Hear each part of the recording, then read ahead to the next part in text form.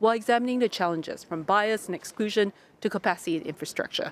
So to kick everything off, and perhaps this session will be a little bit different from what you've experienced before, is to have a little bit more of an interactive flow with members of the audience. And this is where we wanted to use Slido to really take the pulse of the conversations in the room and what you yourself are thinking. So I'd like to first start by inviting everyone, including our online audience, to engage through Slido.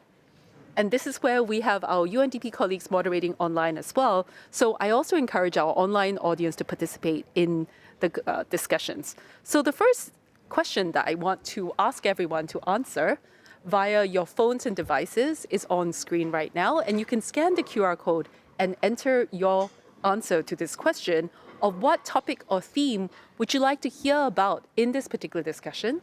And this will be a chance for our speakers also to reflect on the results and prepare your answers so that we can really try and interact with the audience here.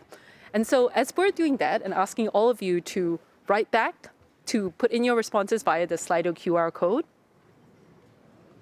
So scan the QR code, drop a word or phrase, there can be multiple words or phrases, and we'll see the responses come on screen. And as you're doing that, I also wanted to emphasize why from the United Nations Development Program, this particular issue is so important. The question of how we leverage AI at the country level to achieve sustainable development. We are present in over 170 countries and territories around the world. We work with more than 130 countries now to leverage digital and AI to achieve the sustainable development goals. And while we're tremendously optimistic about the role that AI can play in supporting sustainable development, we're also conscious of the significant AI equity gap that exists between the global south and the global north, and the question of how many people will potentially be left behind in this global AI revolution. And so we're working to close this equity gap in a number of ways that I'll mention before, and a lot of our speakers today are working in this very practical area as well. How do we leverage AI in novel and exciting ways to achieve sustainable development? So very quickly, a few more minutes to fill in your responses, especially also those online, while I introduce the panel as well. On site, we have Mr. Oluwaseun Adepoju, Managing Director at the Co-Creation Hub Africa. Online, we have Aubrey Anthony, non-resident scholar at the Carnegie Endowment for International Peace, Armando Guido Espanol, Network of Centers, and Anshul Sonak, who is Principal Engineer and Global Director at the Intel Digital Readiness Programs. So it's really a multi-stakeholder panel reflecting the best of the IGF. The idea that we both have government representatives, people from the international organizations, the technical sector, civil society, and really looking to see how we collectively as a community can come together. We also would have a representative from the Indian government, Additional Secretary Abhishek, but I believe he is actually in another session and hopefully will come over shortly soon. So very quickly now, we have reflected on this first question. And here I think we see a number of results where we have, for instance, the three keywords of AI regulation, inclusion, capacity building, and I believe the last one is media, AI in the media. And I also see a very interesting number, 2947217, which is possibly not a response. But you can see a little bit of the scale of the challenges, I think, that really are confronting us today with AI. But I'd also like the speakers perhaps reflect on the areas that are highlighted in green, because these seem to be top of mind among our audience, both online and in screen. And so, thank you for those reflections, inclusion, AI regulation, and AI media. Let's also take another second question.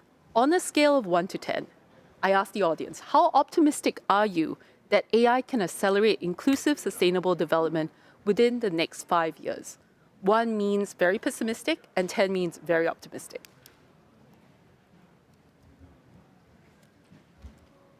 Okay, we're going towards the rather negative field. I see a lot of 3s. There's a bit of 6.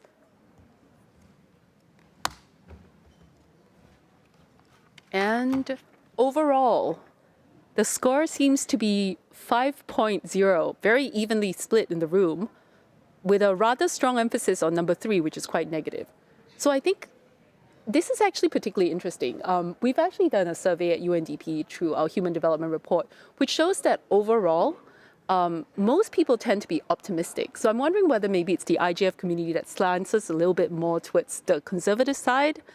But that's an interesting reflection that overall we are in the middle in terms of optimism about AI and its potential to accelerate inclusive sustainable development. And I think perhaps that points to some of the challenges that we collectively are trying to address. All right, thank you for your responses on that. I'm going to start then to ask again the panel to reflect on perhaps what they've seen from the audience and maybe think about those in your responses to some of the questions. And again, we're going to have an opportunity for the audience to also come in as well to keep this a little bit more interactive. So let's start a little bit now by going to our distinguished panelists. And we'll start with, I believe, our Armando. Hold on a second. Yeah. Yes. And so the question is really in terms of setting the scene. And I will ask this of all our panelists at the same time. How do you see the current landscape of leveraging AI for sustainable development? Yeah, well, thank you very much for this invitation and to the UNDP, of course. And I think that it's, I really like the exercise of starting with these questions. I had been reflecting on this question as you shared with us with some time for preparation. And definitely, I think from the experience, so I'm here also representing the global network of Internet and Society Centers. We are a network, an academic network of 130 centers around the world.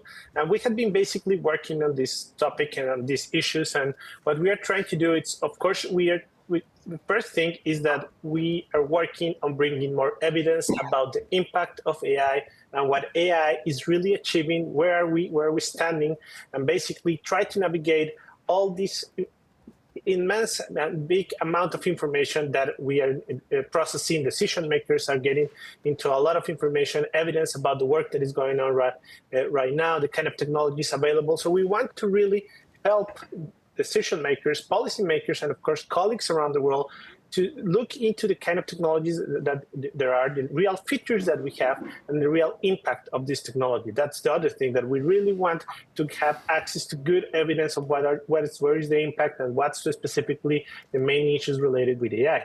One of the things we have been going through is, for example, we are measuring the impact of AI in the future work. So we have been working with colleagues around the world, especially now with colleagues at MIT, and we have been developing this idea of an epoch or an analysis in order to analyze the real impact of AI, for example, in specific areas. And what we are seeing right now is that instead of replacement of jobs, for example, what we are seeing right now is augmentation, actually improvement in the work some and workers around the world are developing, and actually AI being helpful in that sense. So this is just an example of how we need to gather this kind of evidence. We need to gather this kind of methodologies and analysis in order to make good decisions. And that's why I think we can achieve a sustainable use of this technology, at the same time sustainable development, because basically what we are doing is trying to really understand what the technology is doing. And in that sense, we have to reduce those big information asymmetries that we have right now. I think that it's good that we center ourselves on measuring the risks on AI, and that's also going to be extremely helpful for some of the conversations we're having on AI governance and AI regulation, as it has been also mentioned. But definitely we need good evidence in order for that process to take place in a way in which really it's going to be helpful for many countries. And perhaps the last point in this first remark that I would like to make is that we are seeing a lot of efficiencies being gained and a lot of benefits also from the use of the technology. That's something that we really need to highlight. Of course, there are cases in which the technology is not being used for the best purposes, but we also see that there are some benefits, and that's something in which basically we want, especially countries from majority world, global south countries, to understand and have enough elements to determine how to better use and deploy these technologies in their society. So that's the kind of work we're trying to do, building capacity by building evidence, by taking this evidence into those decision makers and trying to promote also research and local research in many regions around the world, and also to provide collaborations in that sense. So that's what we are doing, and hopefully that's first good glance of the kind of work ahead and some of the challenges that in which we are working right now. Thank you. Thank you, Amardo. I think that landscape of knowing what the challenges are and really having the kind of information that we have to make sure that there are informed decisions about the use of AI is particularly important. Let me go to Aubrey now and ask her how she sees the current landscape of leveraging AI for sustainable development. Thanks so much, Yuping, and thanks to UNDP broadly and my fellow panelists. It's important discussion. I'm looking forward to diving in with you all and those in the audience as well. So Yuping, you asked about the current landscape. The way I see it is both promising and fraught for a few different reasons.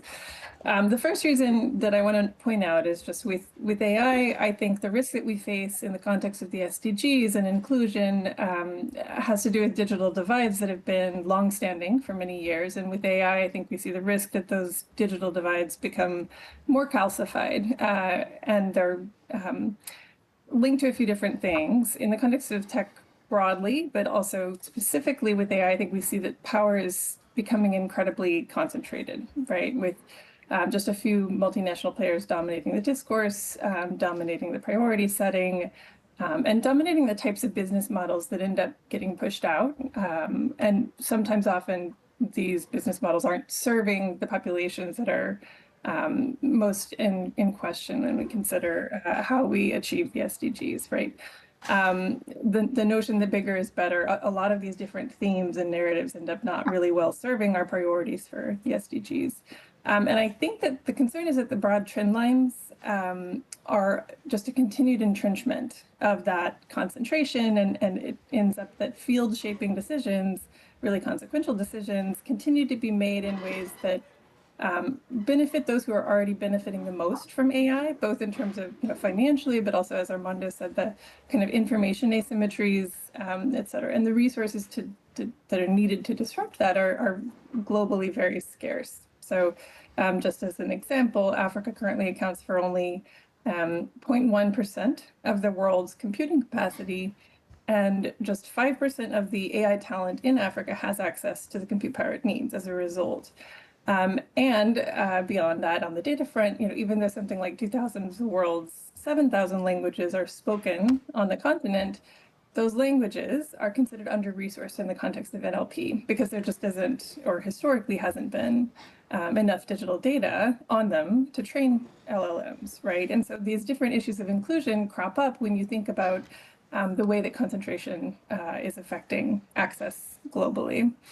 But there's also opportunity there, right? So if you flip it on its head, because of those constraints, I think we've seen some really amazing innovations emerge around building AI that's more robust, right? And less compute intensive or less energy intensive with the development of so-called smaller language models and things like this, right? Innovations that are better suited to the challenges at hand, the constraints at hand.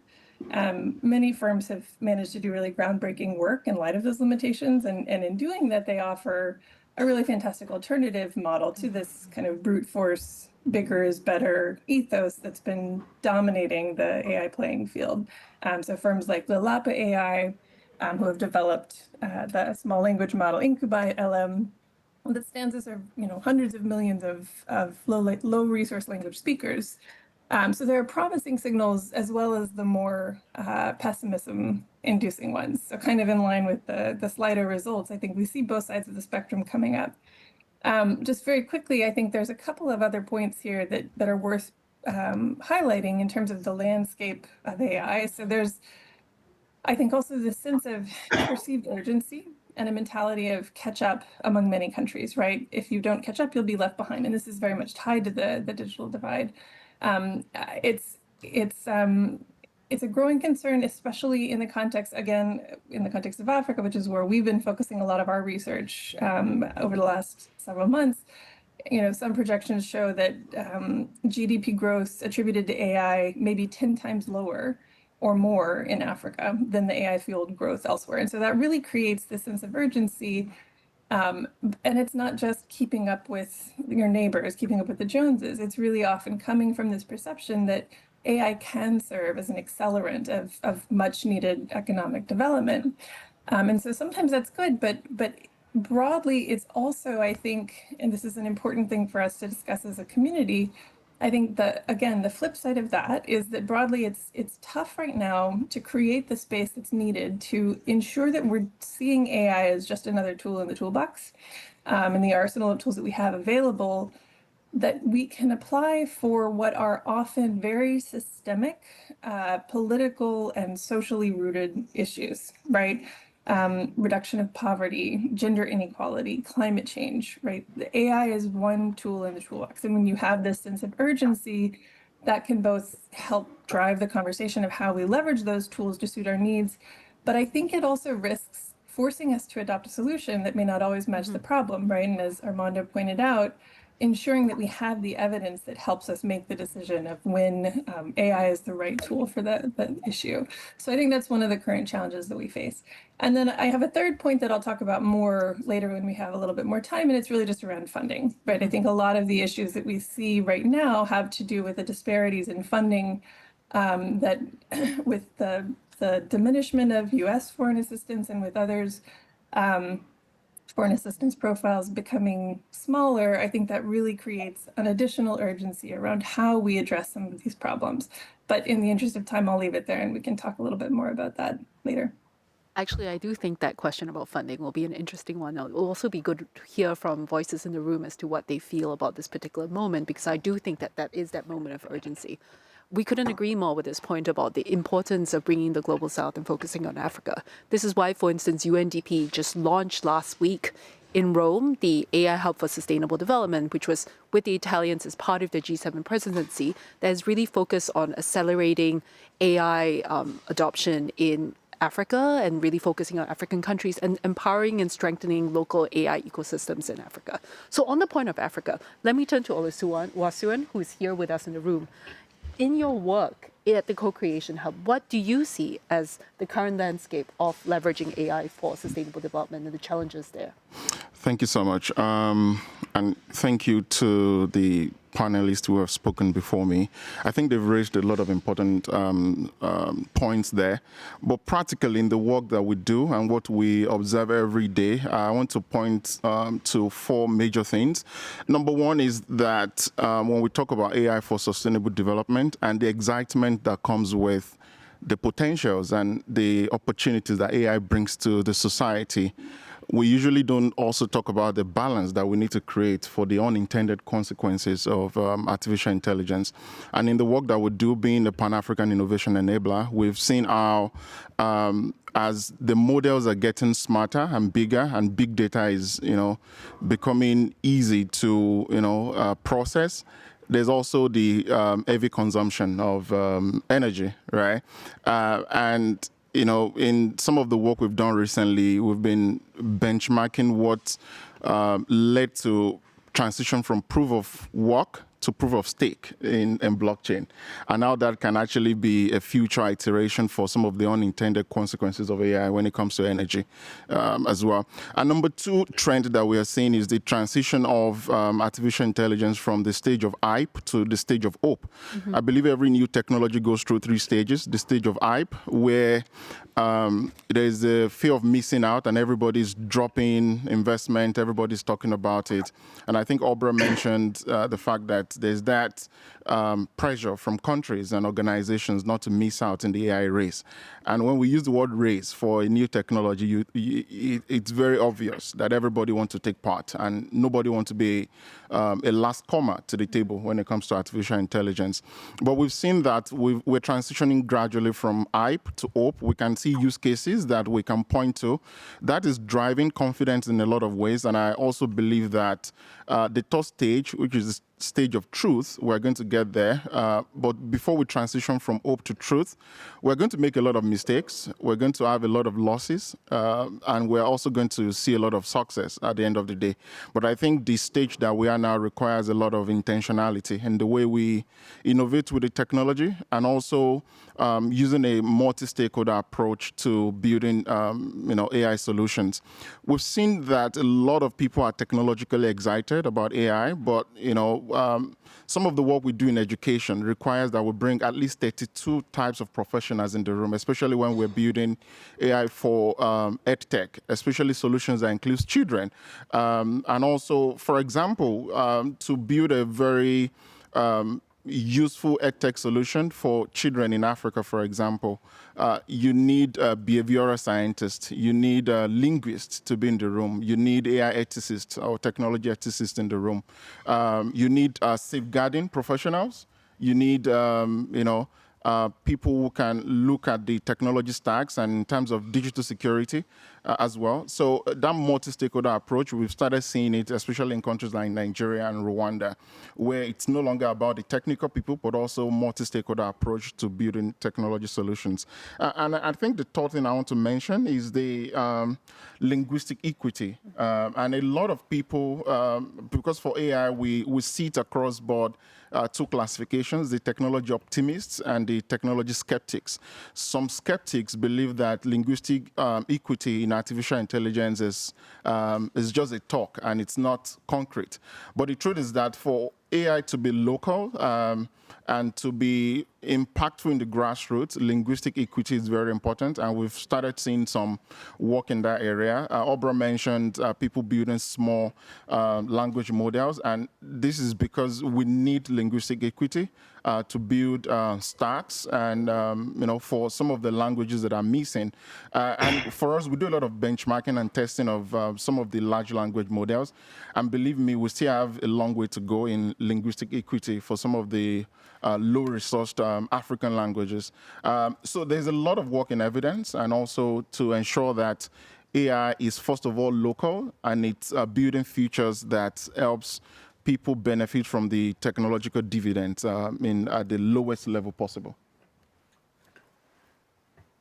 Again, this is where we also, as UNDP, also see that priority in focusing on the areas that you had mentioned. So for instance, when it comes to linguistic diversity, we've been working in countries such as Ghana around low-resource languages and looking towards digitalizing those languages to create precisely what you said, that kind of inclusive models that can then serve the engine of AI. On the multi-stakeholder element, where, again, this is something that unites us all at the IGF and that you have actually mentioned, I'm glad now we can actually turn to Anshul, who is actually part of Intel and the work that Intel is doing to build digital readiness and capacity. Anshul, a few reflections from you perhaps on what are the needs and what is the current situation with regards to AI for sustainable development. Thanks, Yiping. Good morning. So calling from Silicon Valley, this is very interesting conversation. This is 6 a.m. for me in the morning. Hello, Thank you for everyone. being there. Appreciate, and I'm really hearing all the comments by all my fellow panelists and 100% agree with everything. As a rural development professional coming from a rural village in India, living in Silicon Valley, I exactly live this conversation every day.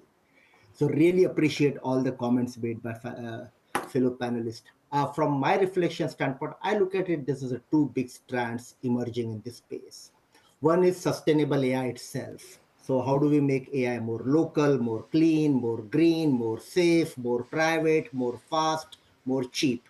So this is all about AI technology itself. So that's one conversation where we need to be paying attention at all levels. But the second, and probably more relevant to this audience, what can AI do for larger sustainability?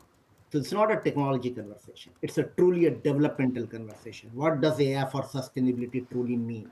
Now, research again shows enough that more than, I think there was a Nature research 2 years back, more than 79% of SDGs can be addressed with artificial intelligence if used responsibly and appropriately. So this gives a big opportunity and big challenges. That's the true reflection. I mean, opportunity-wise, it can be a potential big equalizer. It's truly a new electricity. So everything can change once electricity comes in your home, right? Just from a personal productivity standpoint, if you really use AI appropriately, we just did a research recently which shows that you can save roughly 15 hours of your time every week if you use AI for your own personal productivity. And then you can figure out how to use that time more responsibly for more value creation for yourself and your life, right? So that's an opportunity side. The challenges side, of course, I mean, we heard about AI divide argument, right? Not just technology divide, but there are much bigger asymmetries which are getting caused here. There's a gender divide, there's a racial divide, there's a color divide, there's a country divide. All these asymmetries which are emerging. If we want to be a truly inclusive and responsible society, we really need to have this conversation on how do we bring it together and create some kind of an equalization for a long-term sustainability. So there are opportunities and challenges in AI for sustainability itself, and there has to be a separate conversation on how to make AI itself more sustainable. These are the two big reflections. I'm happy to kind of be in this conversation. Thank you so much, Anshul. And now we're joined by Additional Secretary Abhishek Singh from the Ministry of Electronics and Information Technology of the Government of India. And then I think it might be a good time to come back to that slide that we had at the start. And this is where we actually polled both the online participants as well as those in the room to ask them actually what was top of mind for them in terms of the conversation here and what to reflect on. And so those areas in green were actually what came up as sort of the areas that they like to hear about when it comes to AI for sustainable development. And so I turn to you very quickly for a quick response on these and what you see as the state of the field when it comes to leveraging AI for sustainable development. See, like the thing that see from the response, like of course regulation, inclusion, capacity building is very, very important. But when we look at sustainability in issues for AI, I would say that the energy use, especially with regard to when we build compute systems for AI applications and models, the amount of energy that is needed for powering these systems is very, very high. To the extent that normally, in fact, now we are going to Blackwells and B200, which are more energy intensive. But I was told that even an H200 consumes power equivalent to one US home. So when we are building applications and when we are trying to save time, as Anshul was mentioning, when we are trying to push on productivity, when we are trying to push on benefits in various sectors, we also have to see where do we balance the SDG objectives for renewable energies, for climate, with regard to more efficient computing systems. At some level, we'll have to see that the benefits of AI applications and models should not outweigh the costs that come in because of high energy usage. So this will require extensive research in building compute systems which are low energy consuming. This will involve more investments in renewable energies. This will involve limiting the use of AI for non-essential functions, like things that humans can do better. Why do we need to rely on using AI for doing the same things? Like when ChatGPT came in, we found people using it for very simple tasks like writing poems and writing text or summarizing text. So we need to kind of prioritize that which are the tasks which AI should do, which are the tasks that AI need not do. How do we kind of limit the energy consumption for powering AI systems? How do we prioritize usage of AI? How do we kind of how do we not ignore the needs of the challenges that climate change poses? How do we reduce our carbon footprint? So these are issues that I think are as important as the issues related to AI regulation or inclusion and building capacities. Thank you so much, Abhishek. So we're now going to turn back to the panel and ask all of you to reflect on a little bit of what you've heard from fellow panelists, as well as what you see from the responses of the audience on the screen, and link that to perhaps a small tailored question based on your expertise and your areas of experience. I'll start with Aubrey, I think. And I want to pick up on a point that you had raised just now, and now I think has been picked up by a couple of other colleagues as well, around that question of funding and governance. And I find it particularly interesting because India, for instance, will be chairing the next AI Action Summit. And so in that question of governance and funding, how do you think funding models are shaping national AI ambitions when it comes to the global majority? And how can we as an international community address some of these challenges there? Yeah, thanks, Yuping. And yeah, a very auspicious time, really. I mentioned earlier some of the issues that I think we're all tracking. Right, the U.S. foreign assistance has been effectively shuttered. Many of the largest bilateral donor governments and NGOs, philanthropies have also kind of moved to shift away from historical levels of foreign assistance. So right now, it's unfortunately a pretty precarious time for funding not just AI applications, but the necessary components of AI ecosystems globally, right? So the fundamental ecosystem strengthening that needs to be in place for AI to be leveraged in a responsible, sustainable way by locally impacted actors, as Shun mentioned, right? Like the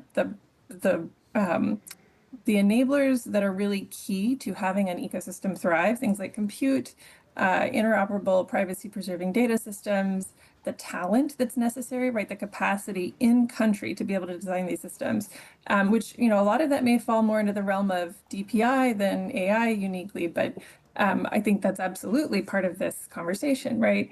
But even with those trends, I think there's also a very strong growing recognition that given the scale and the scope of the need, supporting ecosystem development through these kind of historical donor-led, siloed, uncoordinated investment really leads to a sum that's far less than just the addition of its parts. So because of that, I think in large part, there's been an increase in recent years in these more collaborative pooled funding efforts, right? We've seen this with the AI for D Funders Collaborative that was launched in 2023 at Bletchley Park. The current AI, Public Interest AI initiative that was launched earlier this year at the Paris AI Action Summit. Yuping, you mentioned the UNDP and Italian government's launch of the AI Hub earlier this month or last month, which is very exciting. And then we'll see what comes from the Indian summit next year, right? Like there are a lot of different efforts that I think are trying to meet the moment and hopefully moving us in a better direction. But so part of the landscape and part of this kind of broader conversation needs to recognize that these larger, more multilateral, more multi-stakeholder funding initiatives that can honestly really better address the scale of the challenge financially are emerging, but they're also kind of introducing new complexities and new challenges for those who are having to navigate that, right? So whether that's governments, practitioners, the people who are having to navigate AI ecosystem strengthening are having to navigate a lot of different trends and trend lines.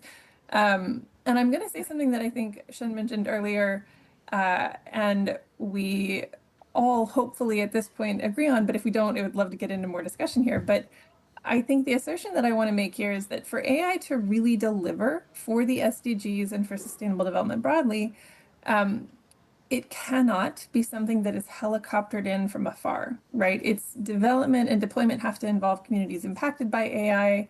Its governance has to involve the communities who are impacted by AI. And the problem is that critically, the funding paradigm historically has really not aligned with that as well. It's really been more about AI that's produced elsewhere reaching foreign shores. And so I think the way that we see this shaping out is really going to have a fundamental effect on whether we can actually achieve this goal that I think we all share of better leveraging AI for sustainable development.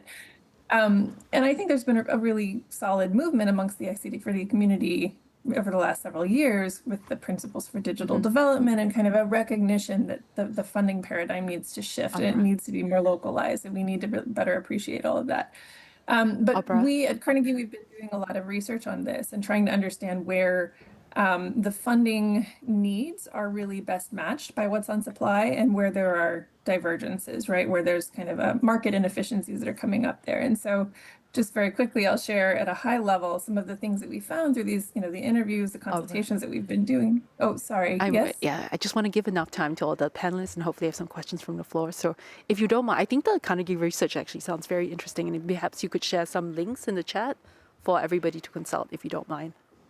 Absolutely. So I was going to say we're going to be publishing this soon, so hopefully everyone can see this, but I can give you the three key takeaways from the different research that we've done around the funding that we've, the discussions that we've had. It's basically, and I think we can get into more detail in the chat, funding must be structured to be non-extractive, and I think this is a key thing that's come up in other comments as well.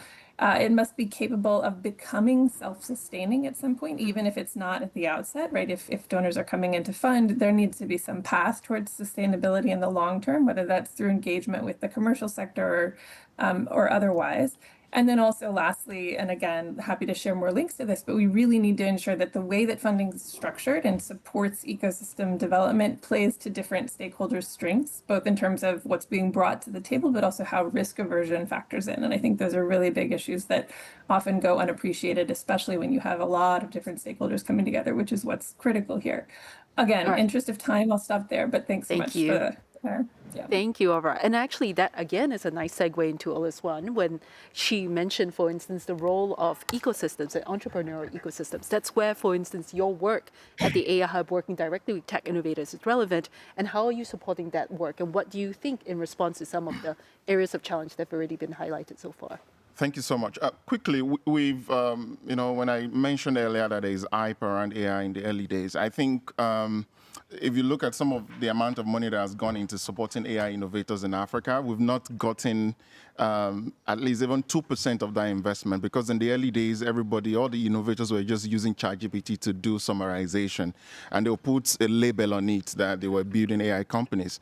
But in recent times, we've seen that you can no longer do that. And one of the strategies we used is to say, you are not just an AI company by just name. What are the core societal issues that you're using AI to solve, right? And then recently, we're supporting innovators using integrating artificial intelligence and DPI, because I think we need to start connecting artificial intelligence to core societal issues. Or, there's also the situation of breaking what is not broken, or trying to fix what is not broken with artificial intelligence, right? So if, for example, a state in Nigeria has a social register that they use in distributing farm produce or seed input or farm input to farmers, right? But the state has been, struggling with actually identifying the trends of who they're giving the seed to. What does the trend look like in terms of output as well? That's an instance of using artificial intelligence to get output, rather than build something that, we are all excited when you present it or when you talk about it, but when you look at the practicalities of the application, it's not really, solving any issue, right? So for us, we are very intentional around AI solutions that are connected to core societal issues. When you need to traverse the Maslow hierarchy of need, you will not waste the little investment we have on white label, AI projects. We want to see use cases. And I think, some of the monetary commitment that comes to us as an organization to support innovators building AI solution, we are not in a hurry. Because there's that pressure to quickly demonstrate that something works. We're not in a hurry. If we're unable to get 10 use cases, we are fine. If we find 2 or 3 that works and solves practical societal issues, we are good with that. But there's also the quick idea that you need to commercialize. I think it takes a while for us to demonstrate good use cases of artificial intelligence, and that's why some of the work we do now, we based it on the public value theory, first of all, and not support the startups on the commercialization side first. Because once commercialization pressure comes, you begin to compromise on the safety of what you're building. So we usually give ourselves at least 1 year for you to actually prove that what you're working on is good, it solves problem, it's safe, and it's equitable in so many ways. And then you can now start talking about your commercialization trail. So we usually work with patient capital now because, this innovation that needs patience must not be brought under pressure of commercialization, first of all. And I think that's what some of the big techs are compromising on when it comes to some of the conversations around safety, around equity, and the good use of people's data. There are so many tools that we've been experimenting with that we know fundamentally this is ethically wrong in the way the data is scraped to be able to feed those models, and we must not repeat that. And that is why for us AI is local and must be built by local people. And lastly, I'm very happy that we saw a capacity building on that side of the responses from people. For us, we're doing a year-long module on AI for Business Masterclass, where we gather business people all across Africa, representing 33 countries every month, where we have conversations around for them to really understand artificial intelligence. Because sometimes when the society don't understand a technology, we usually launch a very complex socio-technical solution on people which they don't understand how to use in the first place. When people understand, they're able to contribute meaningfully, and they're able to use meaningfully as well. Thank you very much. I think that was a very comprehensive answer that touches on many aspects. And I'd like to maybe turn to Abhishek here to really reflect on that, because India has been a leader in the use of digital technologies, AI, and so forth. So reflecting from a macro level on some of the challenges that Sion has actually mentioned, how has India actually addressed some of these? And how do you balance a lot of the challenges that he's spoken about to be able to become really a global leader in all these aspects? See, when you look at AI or when you look at digital public infrastructure solutions, one thing that one should keep in mind is that all these solutions are sustained and are actually being can be scaled up and be used by most people if they are actually addressing a problem statement. If they're helping solve a problem, then there are ways and means to make it happen, make it commercially viable, make it public funding available, if it results in larger social and economic benefits. For example, we had this sort of problem of financial inclusion. We had this challenge of people not having access to banking services, financial services, credit services, insurance services. And one key reason because of that happening was that people didn't have an ID to prove that who they are so that they can get access to a bank account, something as basic as that. That was the genesis of the UID, the Aadhaar project that we implemented way back in 2010.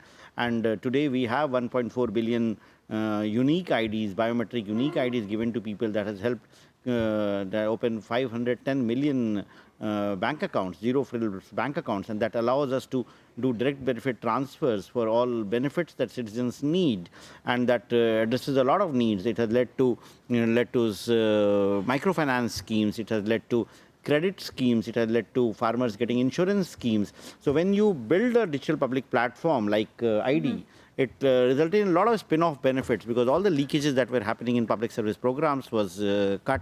People could benefit because they could take up livelihoods. And once livelihoods improves, economy benefits, a lot of benefits come in. Similar for digital payments, like we realized that many people were out of the organized financial systems because they did not have any tools for, they were not eligible for a credit card or a debit card, and they're not able to do transactions, digital transactions. So with that came the unified payment interface, UPI as we call it. And today we do almost 20 billion UPI transactions a month. And we account for almost 50% of digital transactions globally. And that has empowered small businesses, that has empowered people, street vendors, and they have made them become part of the formal economy. And again, benefits come in. So similarly, when we are looking at AI-based applications, again, we'll have to look at what problem statements we are solving. Like, for example, if you look at healthcare, one key challenge that we have is that for diagnosing tuberculosis or diagnosing diabetic retinopathy, we do have hospitals which have got X-ray machines and which have got radiological machines, but very often we don't have expert qualified radiologists available in the rural hospitals. So therein, if there is an AI tool which can do diagnosis which is as correct or in times better than a human radiologist, then that tool can replace the human radiologist in that hospital. And if it's offering that service, the health department, health ministry will be able to meet the costs for that. Similarly, if you look at education, there are a lot of needs of personalized learning plans. There are a lot of needs for augmenting the availability of science and maths teachers in rural areas where those teachers are not there, or helping children with special needs get access to lesson plans, get access to content that they might be more useful for them, create content in all Indian languages. We are a diverse country. So therein, again, AI-based applications can create a lot of value, and there will be public funding available for taking up such solutions. There will be people who will be willing to pay for such solutions. So again, if it solves that problem statement, it becomes very useful. We have seen that similar things coming in agriculture, wherein AI-based applications, farmer advisories is helping farmers increase their incomes, reduce their input costs, reduce the water that they use for irrigation, do timely interventions for fertilizers, for pesticides, access the right markets, the right prices. So when the farmers benefit economically, they will be willing to pay a cost for that. So if we design AI-based applications across sectors so that it solves some social needs or it addresses some economic benefits, there will be a provision for funding them. There will be a provision for building a commercial model out of that. And then those are the solutions only that will ultimately be sustained. Thank you very much. And then I really want to still try and give some opportunity for some questions from the floor. So I'm going to ask Amado and Anshul, if you don't mind, to try and keep your responses to a minute. Very quickly, from your respective perspectives as academia and research, as well as the private sector, reflections on what you've heard so far and any thoughts that come to mind. Maybe we start with Amado. Sure. Well, yeah, in a minute. I was just going to say that we really need to focus more on implementation and what is working or not. And especially we need to see the efforts that are being doing on implementing several of the policies and some of the ideas that have been shared here. I think that we need to understand where are those accelerators of the implementation side and what is working and what is not, because also we have to be very context aware of how this process is taking place. And that will allow us probably to be a little bit more efficient with the resources that we're having and a little bit more accurate in the kind of support that we're receiving and also the support that we're giving in that sense. So I think understanding more of that process, we need to analyze a little bit more of the implementation side, what is working, and we need to start delivering more results in that sense from all fronts. I think it's very important right now. So that's my minute. Thank you. That was a great minute. Anshul, over to you. Yeah, my minute, I mean, this requires balanced, responsible public-private partnership and a great leadership. You have Abhishek sir sitting on the stage, and his ministry, for example, really prepare these capacity building tools for population scale impact. Look at their example, AI for All, for engaging public. Look at their example on education, what they have been doing with companies like Intel and others. Employability, entrepreneurship. So these 4 E's, right? Engagement of public, entrepreneurship, education, and economic development using employability, right? Creating a right public-private partnership model is very important, and hence the civil society dialogue is very critical. Great, thank you. Okay, before I open the floor, very quickly, another Slido so we can all check in here. The Slido that you see that Megan is now going to put on screen that you can answer via your QR codes is going to be on the question of, having heard all these conversations, based on your own experiences and so forth, what do you think should be the #1 priority for supporting or enabling an inclusive AI ecosystem? In one word or phrase, what should be the #1 priority if we are to ensure an inclusive AI ecosystem? And you can't repeat the answer that you gave for the first question. So let's try not to have the same answers that we saw just now. Capacity building has come up again. So despite my entreaty to you to try and have another answer, this clearly is a priority. One word. What is the priority for ensuring an inclusive AI ecosystem?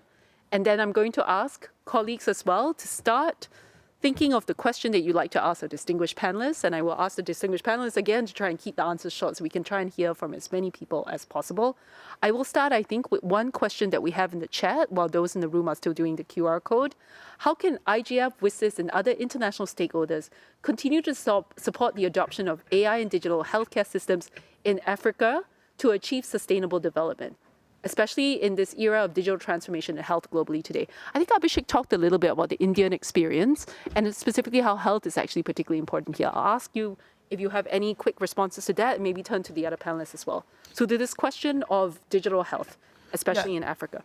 Yeah, in fact, what I would like to say is that what we are looking to doing, especially as part of the Impact Summit that we are hosting in February, is that adopt the DPI playbook that we have, in which we built we built a repository for DPI applications and made it available for the whole world, especially the countries of the global south. Similarly, the AI-based applications in healthcare, whether it is for cataract screening or whether it's for diagnosing breast cancer or for tuberculosis or for diabetic retinopathy or similar use cases, those solutions will be made available as part of an AI use case repository, and any countries of the global south, especially countries of Africa, African Union, if they are wanting to use those solutions, we will be more than happy to offer those solutions for adoption in these countries with the necessary fine-tuning it with the local data sets as may be needed. And that really speaks to responsible AI, which is also right up there on the QR responses.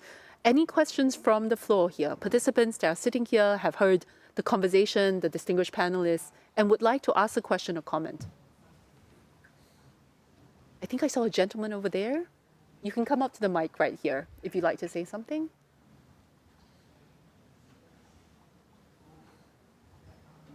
Yes, please.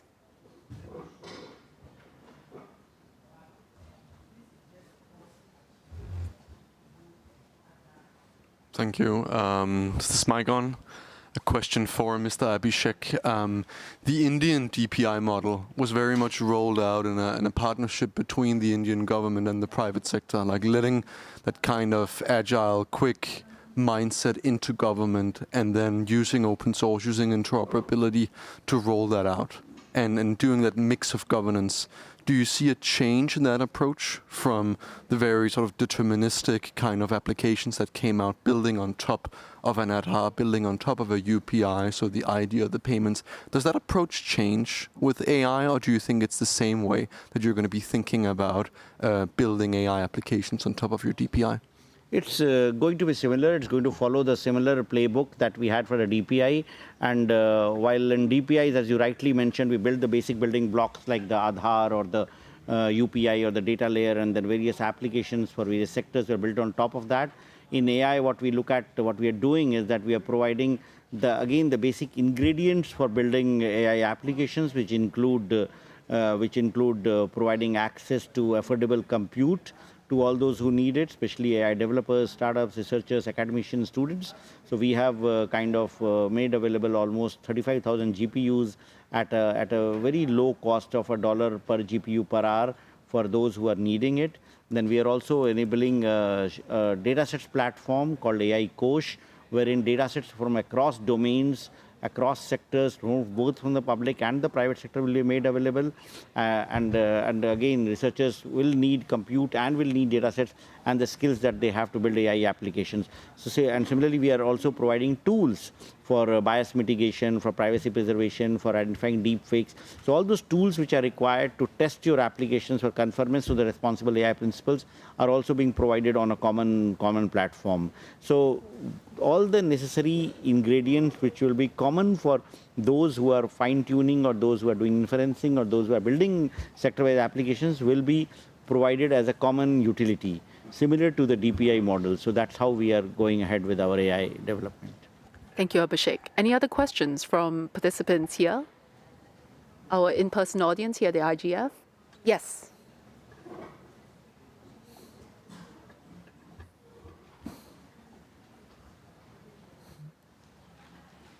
And please introduce yourself as well. Hi, this is Jasmine Koo from Hong Kong. So I heard about a concept about localizing the AI applications. So also a thing that I heard about is the local people need to build their own AI system.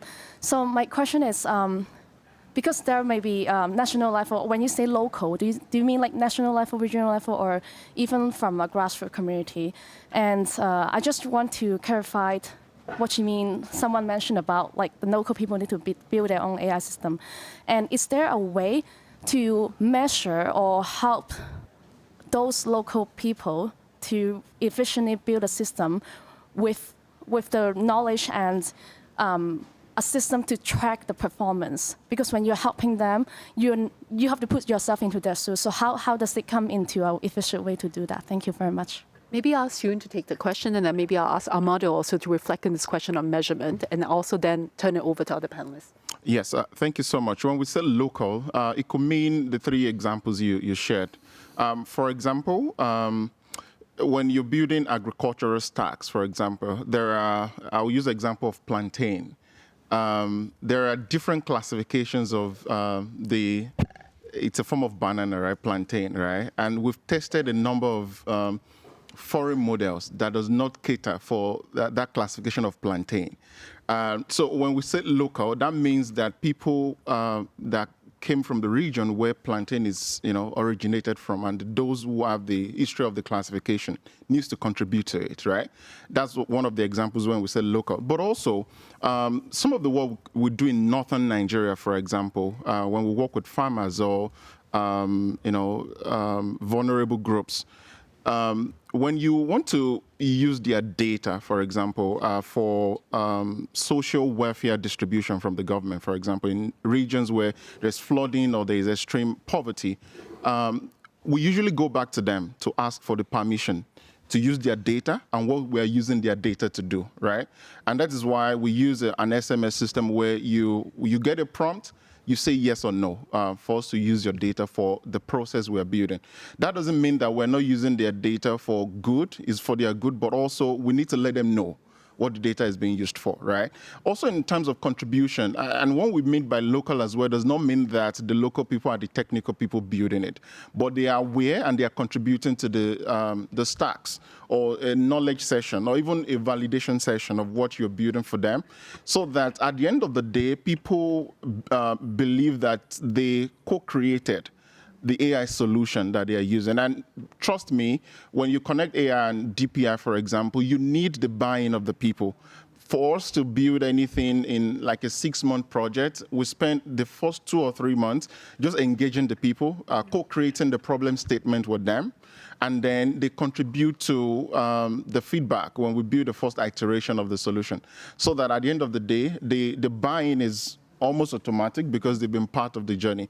We've seen situations where people have invested millions of dollars on solutions, tech solutions that people rejected. A typical example, not even technology this time around, I think in Sudan, for example, the government built a well for people to use because of water issues. But after building that, the government discovered that the people still go to the local wells to go and fetch. And they asked them the question, why are you going to the local, your walking distance to fetch water again? And the women said, that is the only time we have to catch up, in the evenings when we walk, when we take a walk to where we usually fetch water, and yet potable water has been built in those communities for them.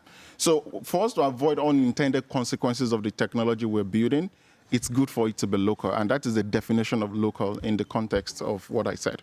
Okay. Thank you so much. Armando and then Aubrey very quickly, and then we're going to go back to a last round of one-liners from very quickly to the audience. Armando and then Aubrey, and then I see 2 very quick questions here. Armando, in 30 seconds. Perfect, not 30 seconds. Well, I was just going to say that definitely this is very contextual again. I think we can talk about regional or local or national infrastructure and technologies being provided. That's something that depends. So, for example, in Latin America, we're having some cases of LLMs being developed for the whole region as a regional project. We will see some elements that will succeed, others that will, of course, not deliver as expected. So this is still very challenging. And I think the big element for me is the governance of these technologies and this kind of public infrastructure that we are building.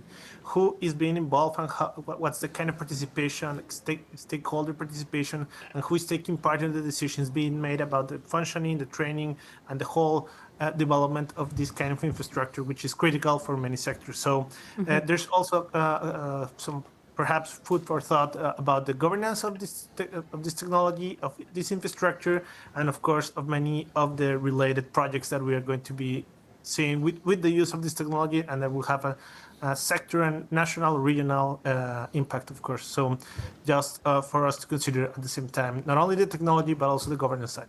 Aubrey, thank you. Over to you. Thank you so much, Armando. Yeah, just very briefly, I think I would just plus one everything that Shin mentioned around the need for engagement. It's not, when we talk about local contributions, it's not just about tech expertise that needs to be brought in. It's also about just engagement with the community and user-centered design, human-centered design specifically. And we've seen a range of examples where that's been done really effectively. And also, importantly, ways that those opportunities for engagement can be turned into opportunities for capacity development. And so I don't think we have time to go into it, but we can share a number of links of where that's been done effectively. I'm thinking specifically of Togo in the context of COVID. They worked initially to develop a model for delivery of cash benefits with, a university partner far, far away, and then transitioned that to a real strategic goal for the government of capacity development in country based from those learnings, kind of moving toward more sovereign approaches to developing AI from that experience. And so I think there's a spectrum of ways that kind of local focus can look different across different contexts. But I think there's a rich body of examples to draw from for that. I think we're out of time, so I'm very sorry to those who wanted to ask questions here, but the speakers will be available for a little bit. I'm going to ask Anshul and then Abhishek for their last sort of 10-second wrap-up. But at the same time, I just wanted to give the audience a chance to reflect on the question that we asked at the start. On a scale of 1 to 10, and to see if your opinions have changed since we asked the question just now, you recall that the results ended up at about the even 5.5 level, where we were equally optimistic and pessimistic. So after having heard this conversation, on a scale of 1 to 10, how optimistic are you that AI can accelerate inclusive, sustainable development over the next 5 years? Then I'll ask Anshul, and then I'll ask Abhishek for their last comments. Anshul. Yeah, 10-second comment, bringing AI skills for everyone has to be a national priority. And then, Abhishek, your closing words. See, what I would say, I agree that bringing AI skills, plus at the same time, I would say bringing more global partnership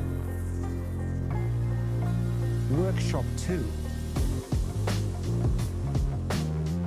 Workshop 2. Workshop 2. Workshop 2. Workshop 2.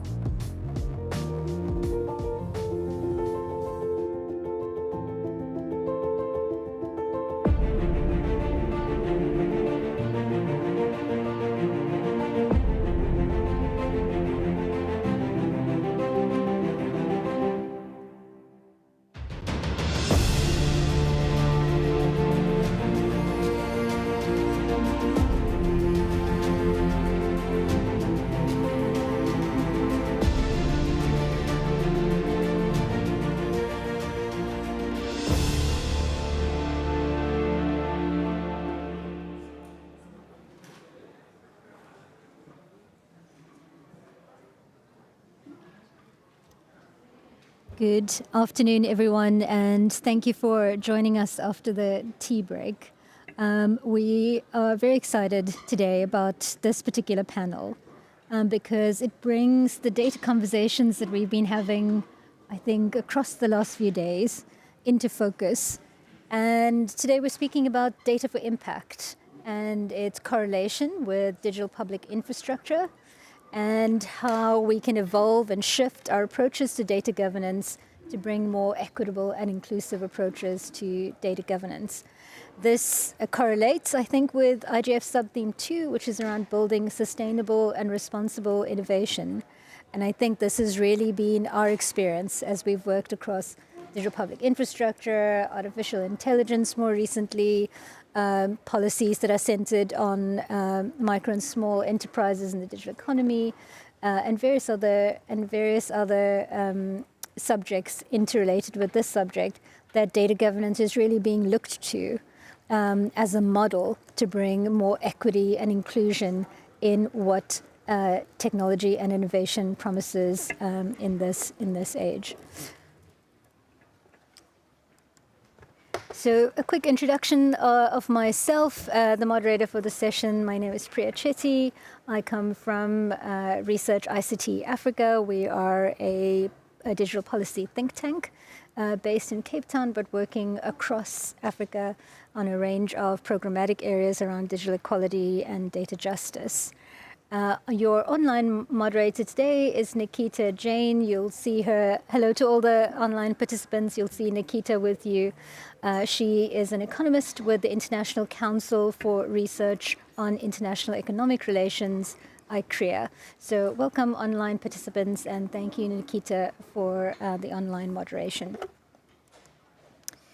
So just a few thoughts to set the scene for today. We've had a number of conversations around digital public infrastructure, and really this opportunity that is presented by DPI as a foundational layer technology option for digital transformation across society. And so we've had a number of discussions in the lead up to this on DPI. And the promise in digital public infrastructure to drive national digital transformation, to drive regional digital transformation, to foster innovation, and to produce some outcomes for sustainable development. What is the promise behind DPI for sustainable development? At the same time, we have this realization that the ambition that we have for DPI is not realized unless we have relevant governance frameworks to give us direction, to give us a strategy, and to keep us accountable for what we will do with DPI. So what we want from the technical perspective is high levels of efficiency, and sometimes there can be an over-focus, I suppose, on the technical side of things. So we want to have a balanced approach that is about technical efficiency, but also about equitable outcomes if we are investing in digital public infrastructure. We want to have a fair degree of openness in terms of the systems, in terms of the applications, and in terms of the data. And at the same time, we want to balance this with the assurances that we need to give society and users about the security of the data and the protection of the data, and the assurances that will be built into the systems and applications that are constituted by digital public infrastructure. So what we are speaking about is that we want to advance the innovation, and at the same time, we want to make sure that the governance delivers an accountability framework that we can rely on as we implement digital public infrastructure.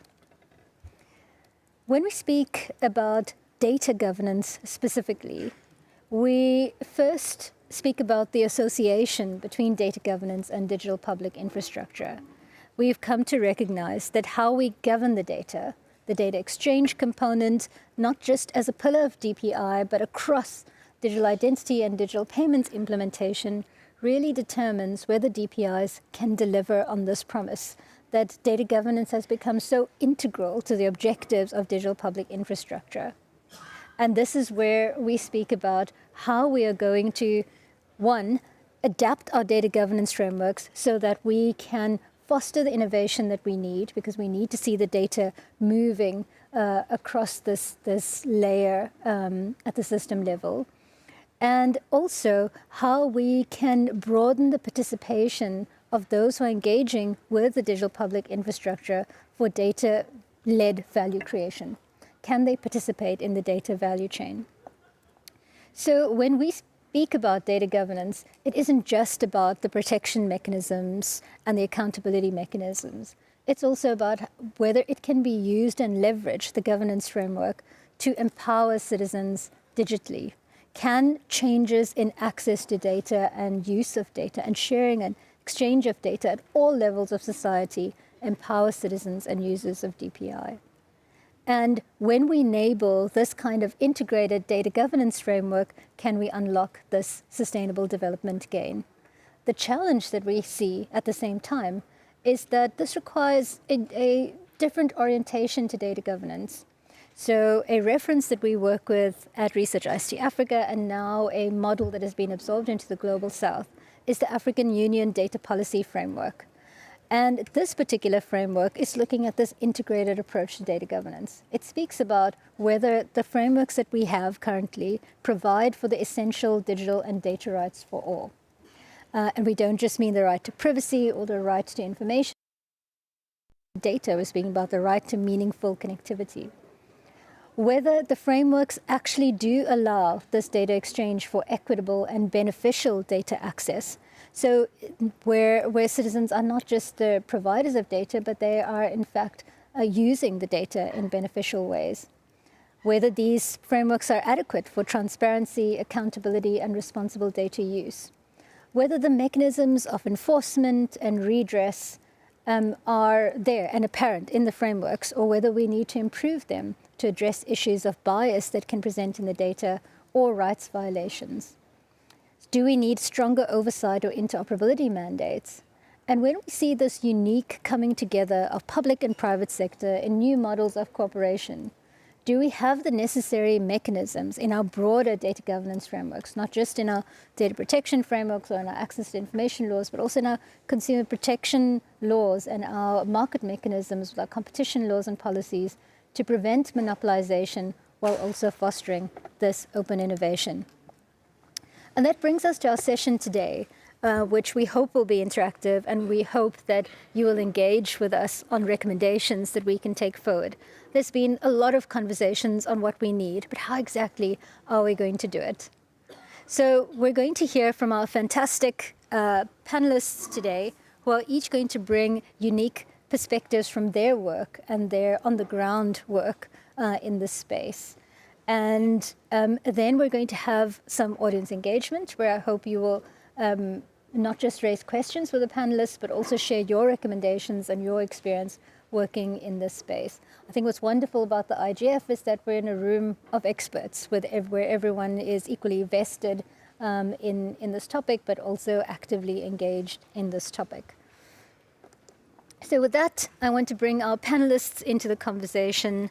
We are delighted to have with us today Suhaila Amasu, who joins us from the African Union Commission, where she's a senior ICT policy officer and has been engaged in over 2 decades in various iterations of ICT frameworks, policy frameworks, digital policy frameworks, now data policy frameworks including in the regional harmonization efforts and technical support to member states in Africa. We have Andrew Fennecotter from Amazon Web Services. He's a senior manager there. And to date, the only person that I know who's worked at NASA, but he has. He is an expert in cybersecurity and assurance work in the trust area, and worked for many years in the public sector, and now leading public-private efforts at AWS. We have Payal Malik, who's the Senior Advisor to the International Council for Research on International Economic Relations, ICRIA.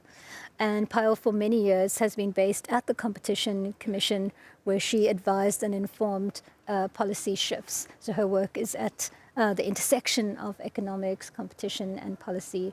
We have Thomas Linder with us from the Open North. He's a senior coordinator on various initiatives related to data governance, to citizen engagement, and to data justice.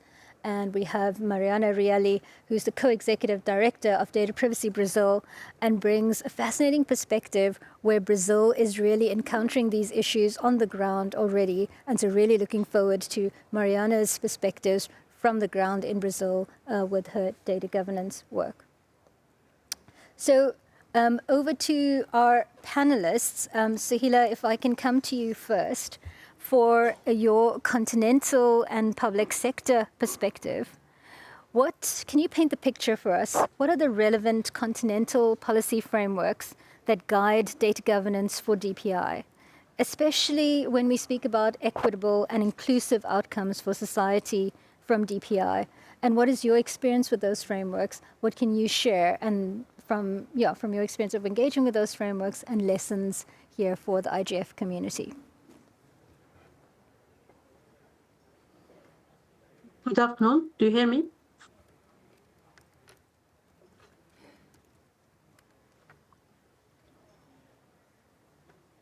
Yes, good afternoon. Thank you.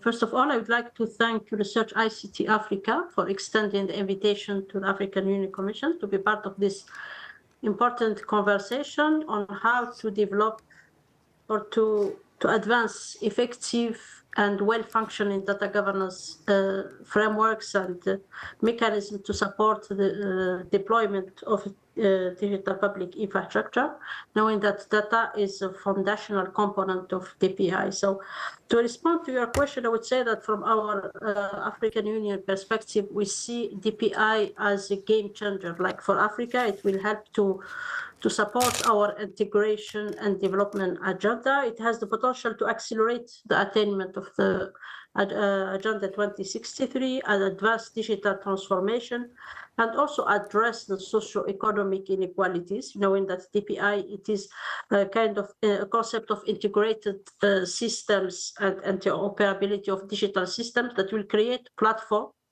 for citizens' participation, and also it will improve lives as it will facilitate access to essential services, and this will really help to bridge the digital divide affecting the continent. So it also has the opportunity to create new business opportunities for people, like to boost intra-Africa digital trade, to development of inclusive digital economy, and also it will we really aim that through the implementation of the DPI concept, we can achieve the digital prosperity and inclusion of the continent. So at continental level, so far, we don't have a continental policy on DPI, but we have many strategic frameworks that have been adopted in recent years.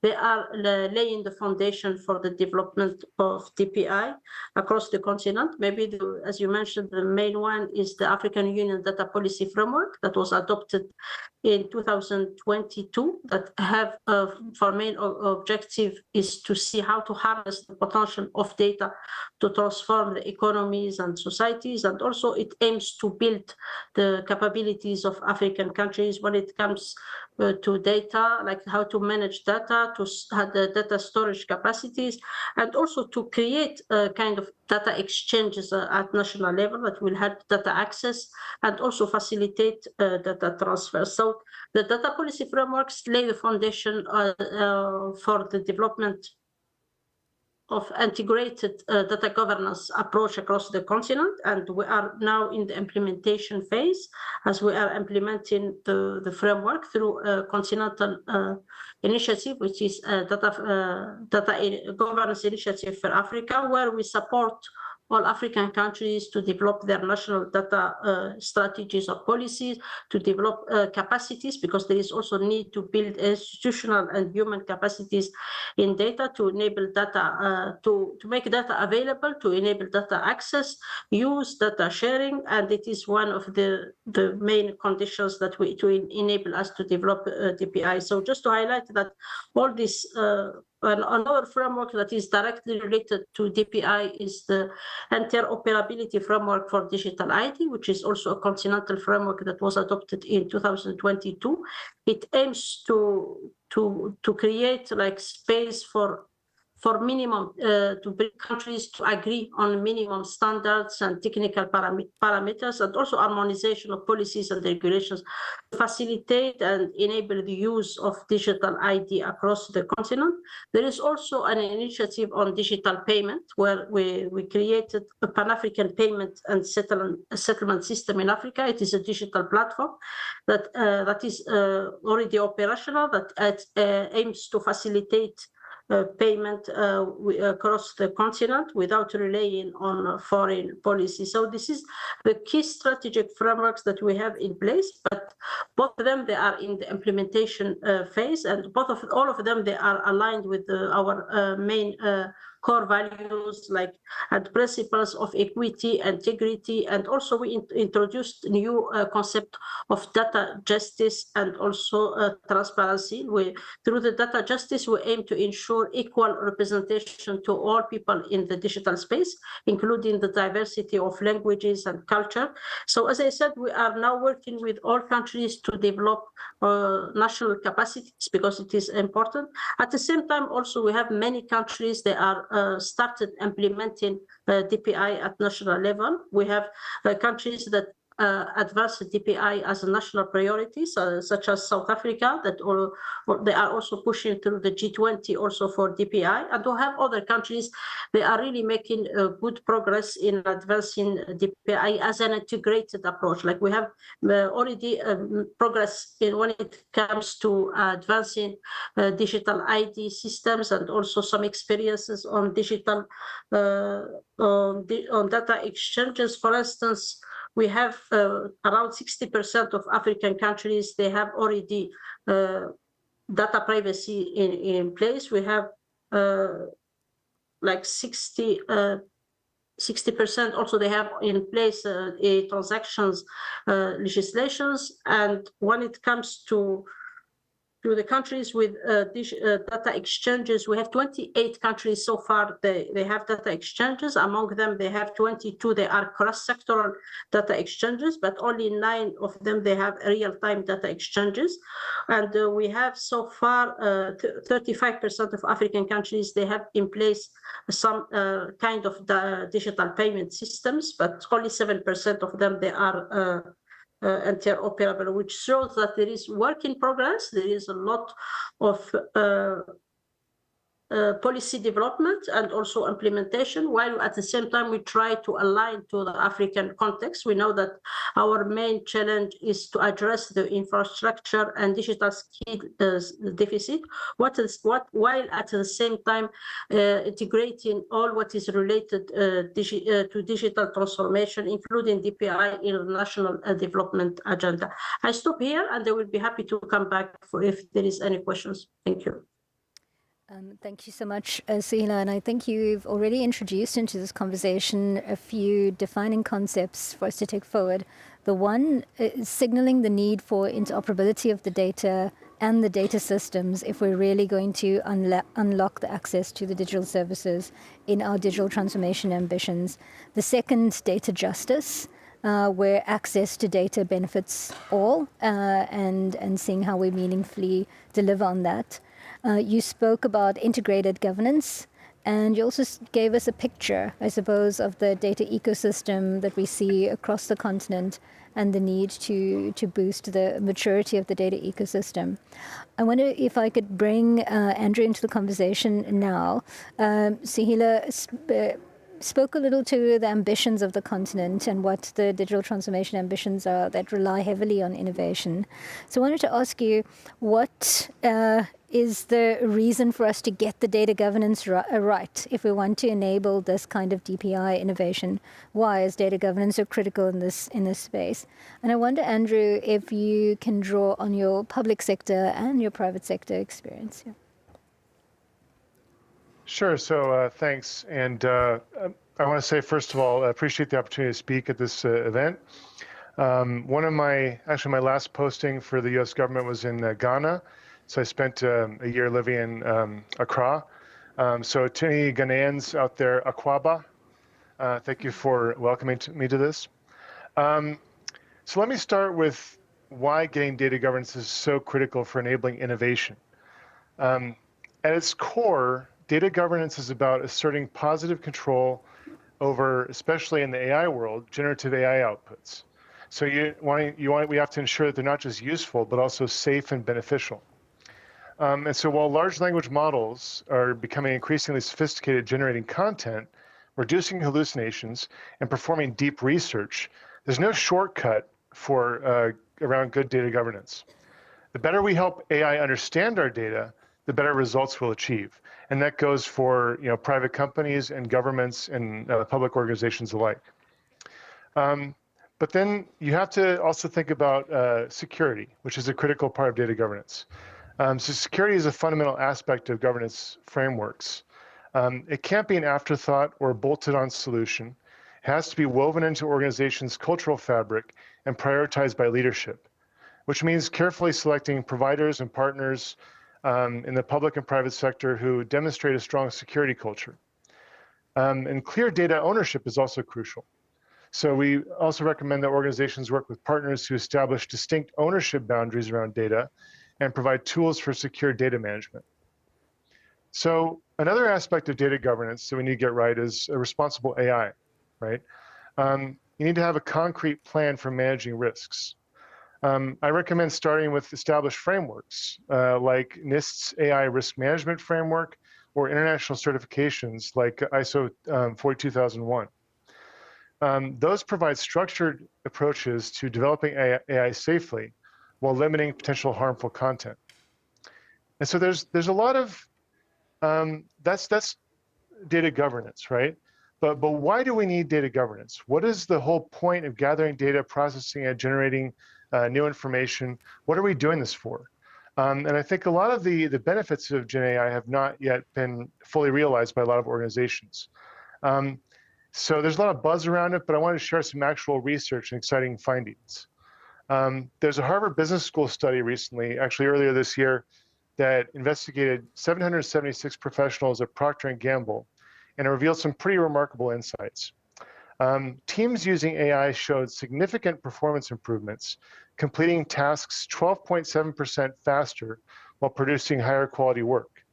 And what's particularly interesting is that a single AI-enabled individual was able to perform at levels comparable to traditional teams working without AI. And so that study also found that AI helps break down expertise barriers within organizations. It bridges functional silos between different specialists, such as R&D, commercial teams, and enables professionals to produce more balanced solutions regardless of their background. This democratization of expertise is transforming how organizations operate. It's also enabling people who may not be extremely technical or engineers to start thinking about creative solutions to technical problems in new ways, which is, I think, something that we're all interested in. And we're seeing these benefits in some real-world applications. And not speaking for all providers, but for us, we have a customer, YCUp, and they're using AI to revolutionize medical writing, regulatory medical writing, which is significantly accelerating the delivery of new medicines.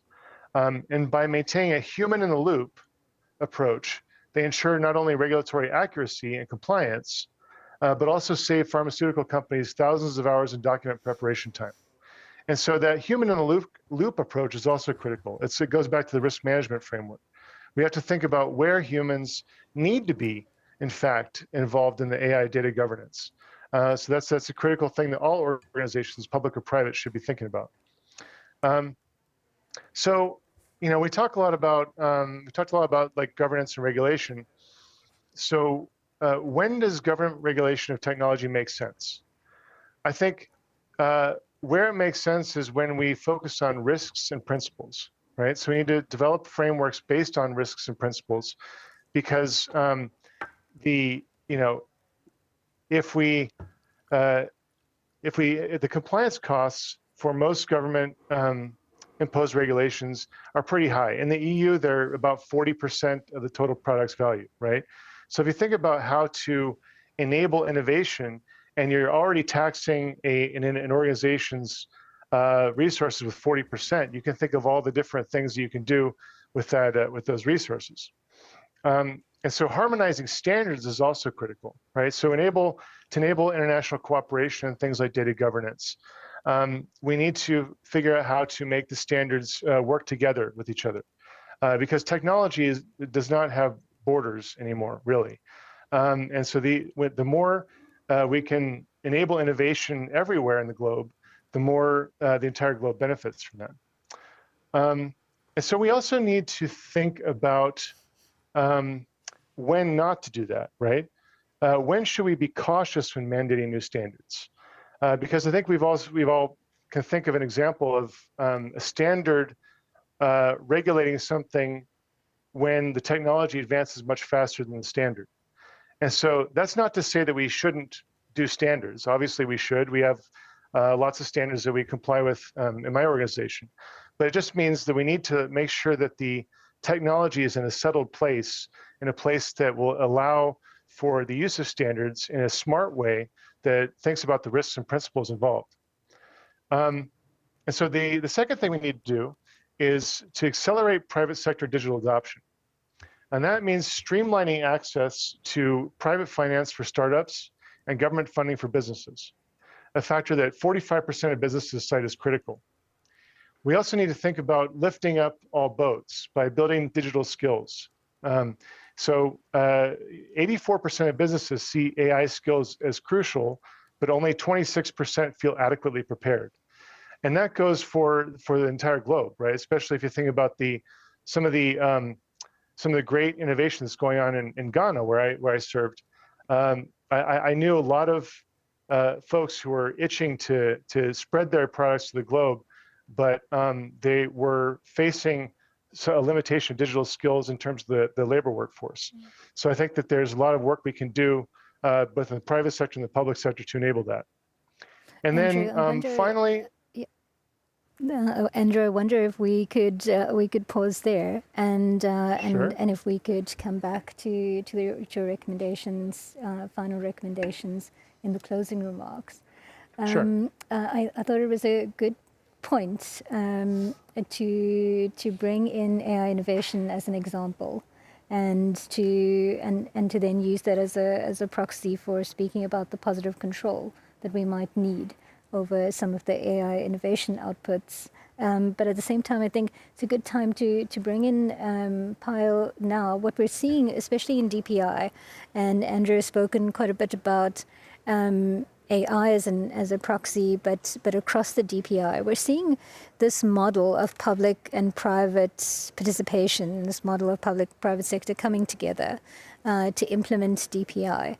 And I wanted to come to you to give us a perspective on how this is influencing markets and what some of the key data governance challenges are that are emerging in that space. Are there risks of market concentration, data extractivism, privatization of public data? I make these 3 points because I have inside information, having collaborated with you on a recent paper. But I wonder if you could come in at this point. What is the interplay between the public and private sector? What are the risks we should be aware of? And what is the potential for data governance to address some of those risks? Thank you, Priya. And yes, as you mentioned about that T20 policy brief, which we did, it was really great to collaborate with you because these issues which were not discussed in the DPI ecosystem, especially the role of data governance, etc., and how it may be a competition issue as well. So as we all know, DPI's distinguished characteristics, and that's what we are all excited about because it is really transformational when it comes to public service delivery. Characteristics of openness, interoperability, and scalability do underscore DPI's criticality beyond just technology, but for the larger goals of public and private service delivery. So what was path-breaking with this kind of a technology where the public infrastructure was kind of rails that they provided a network or gateway that enabled other entities and especially the private entities, and that's where the value creation came from, to scale up through a simple plug and play system by building digital applications or services on these rails. But the economics of multi-sided platforms where DPIs are essentially the platforms connecting multiple actors, be it users, be it service providers, be it the applications, the value of the platform to one side increases with the increased number of participants on the other side. So these inherent network effects of DPIs can lead to winner-takes-all outcomes, resulting in the creation of monopolies. So in the data ecosystem, there are significant concerns that these applications, which are the private entities trying to create value out of the public infrastructure, may involve or may be extracting a huge amount of data. What are the data usage principles? Are they governed by any, or it is free for all? Because these zero-priced products, because these, for instance, in the case of India's UPI, it is a zero-price market for users, but the applicational providers, that is the TPAPs, that is the third-party application providers, are harvesting vast amounts of user data over time. Because data is like a shareable modular input that allows these firms who are then riding on these digital public infrastructure rails to also expand into adjacent markets. For instance, in the payment system, we are seeing that exploiting these data harnessed and harvested from these public infrastructures, companies are then getting into retail lending, microfinance, etc. So what needs to be done, and that's why we had started our discussion, that there is an absence of a contractual or a regulatory framework which governs these private entities operating on these public infrastructures. So there should be some, to address these challenges, there should be some governance reforms. And what we are discussing at various forums is that DPI must be treated as a shared infrastructure and not convert or be converted into exclusive assets because only a handful of companies are then harvesting the data. So there should be some kind of a contractual arrangement or concession agreements between the private entity and the public infrastructure provider to provide for open access, but rates also put limits on the kind of data which could be collected, the minimization of data collection, etc. And these agreements, therefore, should establish fiduciary obligations on the private partners to uphold public interest and competitive neutrality, thereby aligning the private incentives with public goals. So there is currently a regulatory blind spot, if I may say, because if this data collection, data usage by the private entities on these public platforms is not regulated, it may lead to creation of monopolistic enclosures and data hegemony in public-private partnerships. So privileged access to public data sets enables these dominant players to leverage DPI infrastructure and create more dominance in several markets. And currently we see that there is an absence of effective governance arrangements, which exacerbates the risks of data extractivism, network effects exploitation, and reinforcements of existing hierarchies.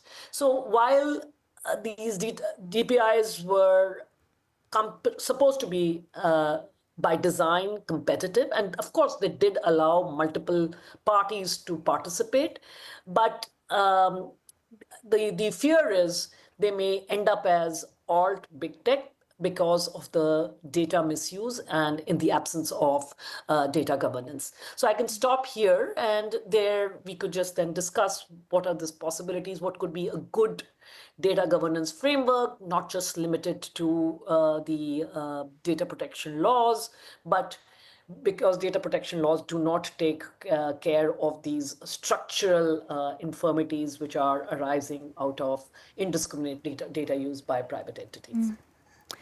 No, thank you so much, Payal, and thanks for sharing also or introducing that what we are witnessing here is these platforms connecting multiple actors. So we're seeing these network effects, and we do need to ask the question of how we create the value, how do we embed these data governance principles, use the example of digital payments as needing those embedded frameworks, including contractual frameworks, regulatory frameworks.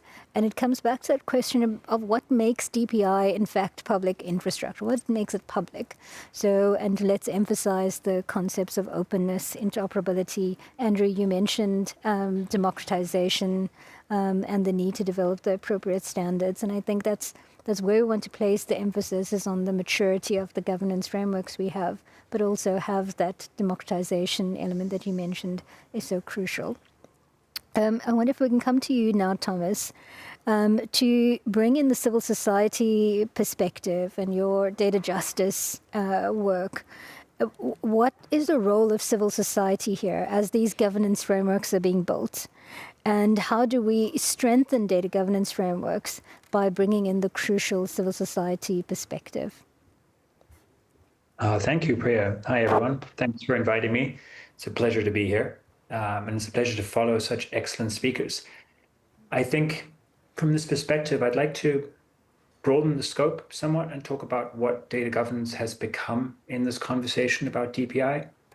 It's been becoming this for quite a while when you think about it. Data governance as a term originated in the corporate space and was very tied to questions of efficiency and effectivity as it pertains to corporations and profit making.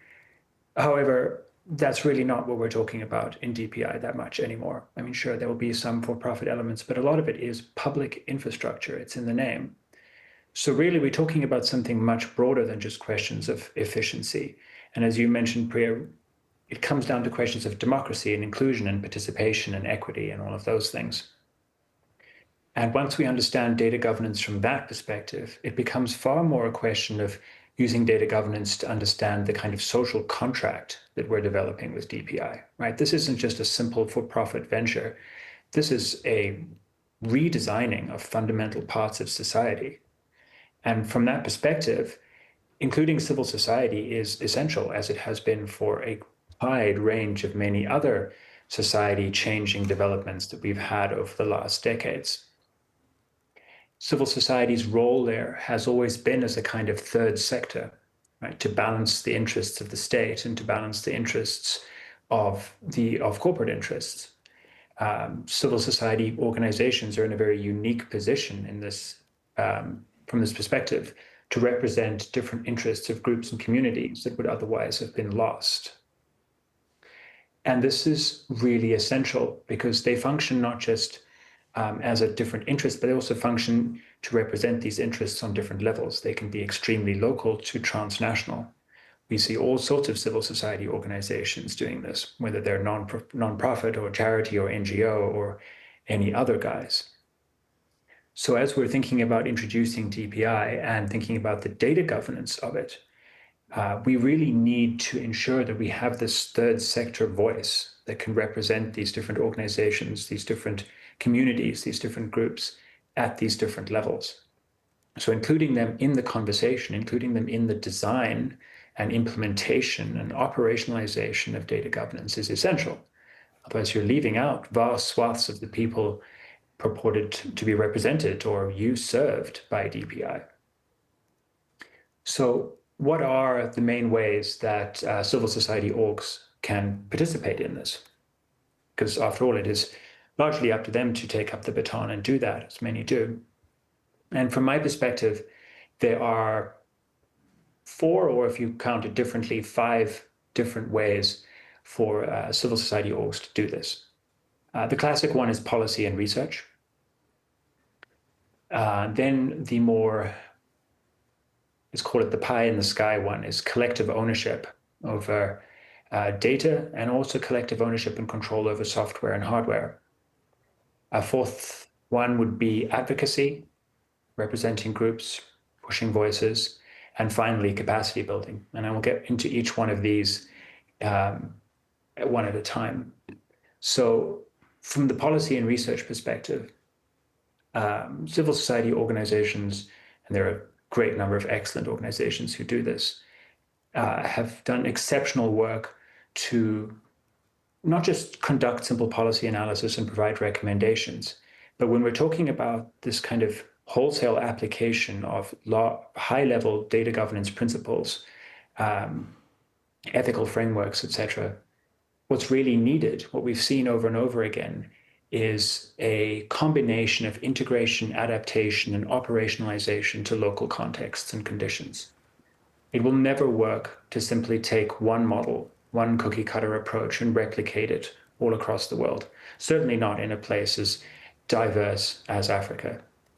It just doesn't work that way. You need civil society organizations with a deep, embedded understanding of the local conditions who can help to do this integration, adaptation, and operationalization.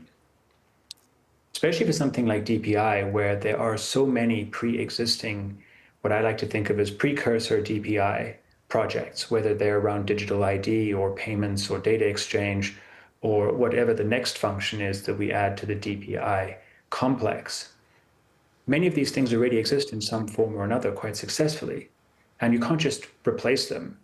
They need to be integrated. They need to be adapted. So the top-down ideas of DPI need to be connected to these pre-existing projects on the ground. And the local civil society organizations that know them best are also best suited to help do this kind of work. Then civil society organizations can also help with coordination and translation of this knowledge. I'm thinking here specifically of knowledge gleaned by practitioners on the one hand, so people who've been doing the work to operationalize and implement this tech already, but then also the important academic work that happens. And frequently there's a mismatch between the two. The sides don't talk to each other very well. But civil society organizations can be uniquely situated to help facilitate that connection, to bridge between the two worlds and translate that knowledge that it may most effectively be adopted by both sides.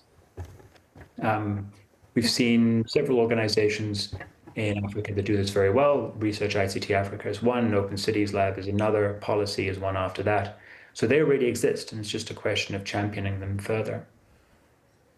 Thomas, yeah, I wonder if we could stop there. I think we're waiting to get to Mariana as well, because Mariana, this is a good point to come in, as we've heard the different recommendations from the panelists, and also interesting now to bring you in with also a technical perspective on this topic. So, as you've listened in, I suppose, what are your recommendations for how some of this can be built into the the technical side of DPI, these essential elements, the essential attributes of what we're speaking about as the just information architecture, if we want to realize these outcomes from DPI. Thank you. Thank you, Priya. Thank you for the question and also the invitation to be on this panel, and to the panelists before me. So I have this tough challenge of having little time and being the last one to kind of try to bring everything together. But we were thinking, I speak from an organization that is based in Brazil and is doing local and global work to promote fundamental rights in the face of datafication processes. And we were acquainted somehow with this idea of DPI as a framing and as a definition, and that it is disputed also around the time of the transition between the G20 in India and the G20 in Brazil, which took place last year. And we were asking ourselves, I think, some of these same questions, like some more conceptual, or what are we talking, and some more normative, what is the public in DPI, what should it be? And I think what I heard a lot about the word integration and integrating frameworks. And we have been attempting, based on the Brazilian context, where we have fundamental rights to data protection and a very lively current landscape of both legal and institutional movements to kind of give life to this right and to this framework, how that can also be integrated to the discussions of DPI, because I think our hypothesis was that this grammar of data protection was not duly integrated to the discussions of data governance when it comes to DPI. So what we had already at that point had some research and policy work on risks of digital identity systems in the Brazilian context. And those were risks arising from data processing specifically, but also broader risks of discrimination, exclusion. I mean, I think we all know what we're talking about here. But basically, I think our concern was to not frame the problem of data-related risks of ID and of digital infrastructure only in terms of privacy, but rather understanding how data protection as a procedural right that has certain mechanisms to be implemented, that already involves a whole number of actors that need to be accountable, how that can be better integrated into the discussions of first identity as a backbone of DPI, but also now with the DPI framework. So more recently, we produced this new report that kind of seeks to propose that integration. Of course, it is very it considers the Brazilian legal institutional framework for data protection, but we understand that there is a lot of it that is relevant elsewhere. And I think it goes back to the idea that while privacy is substantive, the idea of data protection really starts from the idea that personal information will circulate and should circulate, and it provides the rules and the constraints to ensure that this information flow is just and protects fundamental rights, including privacy, but also other fundamental rights. So we think that this is relevant because we think that it provides a bridge to concerns about trust, that not being formulated only in terms of trustworthiness of systems, but rather from a relational perspective that centers people, that centers their rights, and that creates mechanisms to ensure transparency, accountability, and redress for people. So from this particular context, and from this particular read on DPI, the report comes to a few conclusions and attempts to articulate these ideas. I will briefly share them. I know we have very little time, but it starts really addressing the public value in DPI as a condition for it, and that data, economic value being generated by data, regardless of how that is shared, does not per se guarantee the achievement of public value if the rights of people are being neglected. And that informational autonomy and self-determination, at the same time that it ensures that individuals are able to exercise their capacity to develop their personalities, but also to know how their data is being used. It also can generate collective value as it creates more trusting people and also trustworthy databases, and even can act as barriers to fraud and identity theft. theft when you have that kind of relationship being established, and using those concepts from data protection and those ideas of self-determination. We also talk about privacy as contextual integrity. I think this is also important to kind of bring into the discussion. This is very confined usually to data protection scholarly circles, but we think that it makes sense in the context of DPI as well. And the informational separation of powers, the idea that at least on the state side of things, there needs to be also administrative oversight and certain mechanisms to make sure that the sharing of data is also not creating more concentration of power on that side of the equation. And finally, there are also some discussions on accountability mechanisms and the idea that data protection is already containing a preventive and sometimes a precautionary principle, and accountability mechanisms such as assessments and things that could also be looked at in terms of being updated and being adapted to the context of DPI, but that we think it really should not be taken for granted. And I think the idea is that sometimes you have this notion that data protection is solely related to privacy, or that it is very individual. But what we try to kind of stress here is whether that framework also can be further assessed in terms of its public value creation. So what we have attempted to do in Brazil recently was that, and I will stop here so that we have some time for questions. Thank you. Thanks so much, Mariana. And I think everyone's wondering when they can get access to that report or read it. And certainly I am very keen to read it. But thanks for that. And what was really interesting was that you were speaking about embedding the rights frameworks, even in the information flows, and speaking about, I suppose, beyond privacy by design, what comes next in terms of these real mechanisms of accountability. And you spoke about autonomy and self-determination, and I think that goes back to what Thomas was describing as the social contract. If we want people to show up, then how do we deliver on the value that was initially promised? And so this has been an excellent set of provocations, I think, for how we get closer to the data governance framework that we need. So thank you, panelists, for bringing those very many perspectives. And Mariana, you also mentioned integrity. I think that ties in with some of what we spoke about in terms of security as well. But placing now the emphasis, even when we speak about integrity, on how we deliver assured data value for citizens. So let's turn now to our people in the room, and let's ask Nikita if we've got any questions.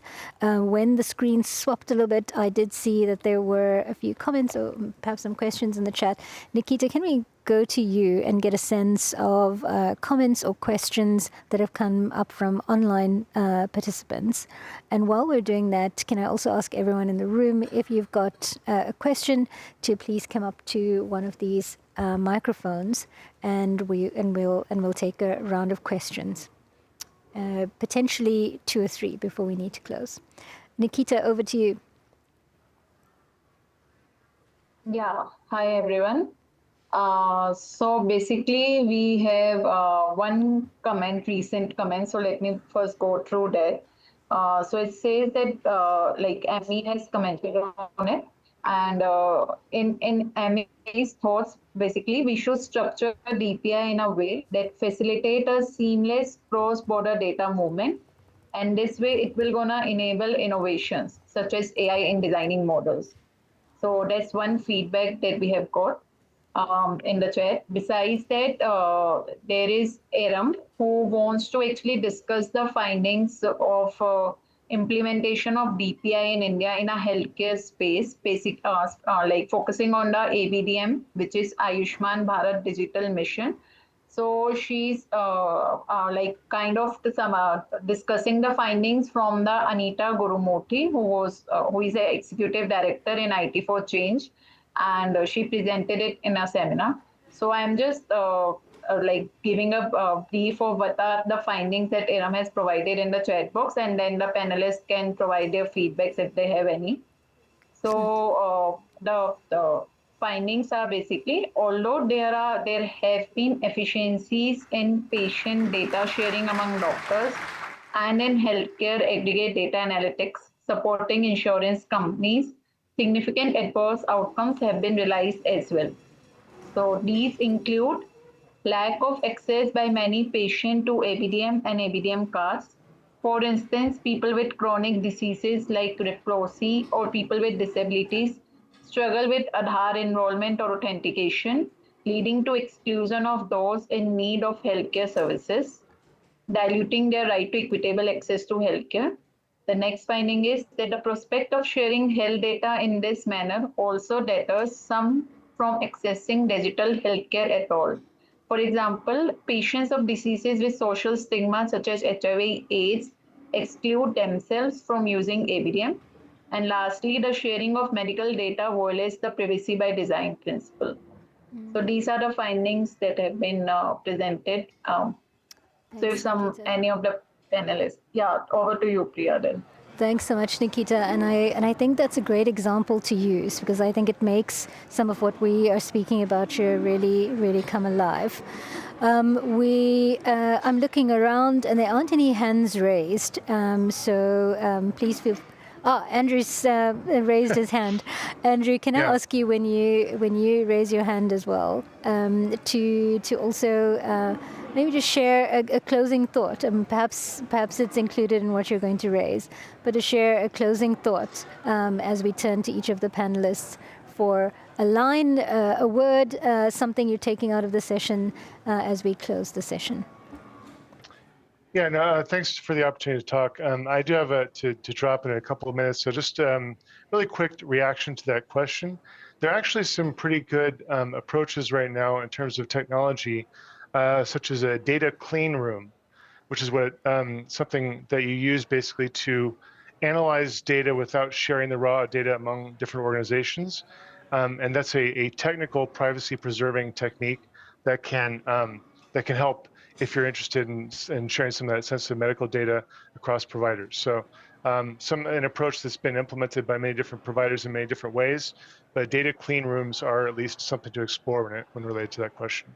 Yeah. And I'll keep my remarks at that. Thanks for the opportunity. Remember, risks and principles-based frameworks. Don't lock in technology before the industry has agreed on a standard, and make sure to lift all boats with skills and technology development. Thanks, Andrew. Can I come to you, Suhaila, for closing thoughts? Thank you, Priya. I would, from my side, I would say that data governance is an imperative for the development of equitable DPI.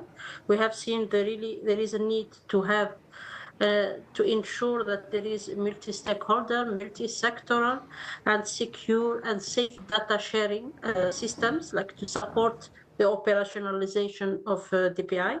And this can only achieved also with putting in place the necessary safeguards through accountability, transparency, and also measures to mitigate the risks of misuse and also the risk of exclusion in the digital space. As you mentioned when we started the session, the DPI main objective, if we can say, is really to ensure digital inclusion and also to empower people. Thank you, Priya, for this opportunity to speak.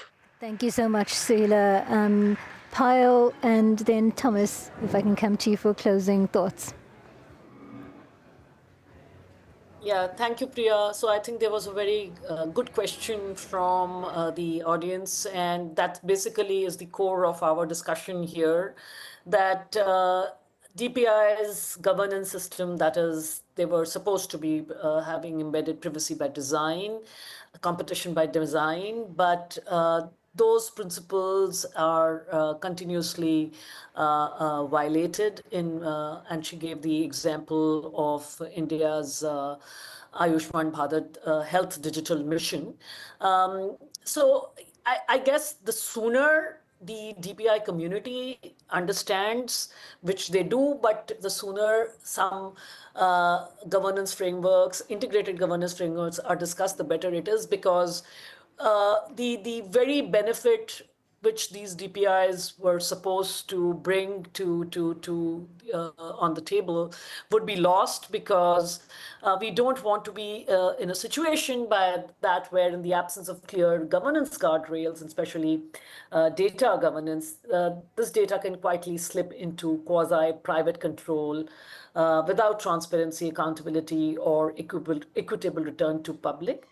And why we keep on talking about integrated data governance frameworks, because data protection laws generally just focus on individual consent and privacy. These are important, but they are insufficient, as they do not address many structural risks. And lastly, the Indian government also, I just pulled out because of the question which has been put up, is quite aware of the data concerns, and which not only are challenges related to cybersecurity, but also protocols regarding robust encryption protocols to safeguard data during transmission and storage. And data storage, and Andrew is here, is also to be looked into carefully. Where is most of the data getting stored? Is there so much of private control on data storage? What is the government's control on this data? What are the cross-border data flow rules in place, etc.? So in short, it's not just about privacy and consent awareness, which do get protected, get covered through data protection laws if they exist.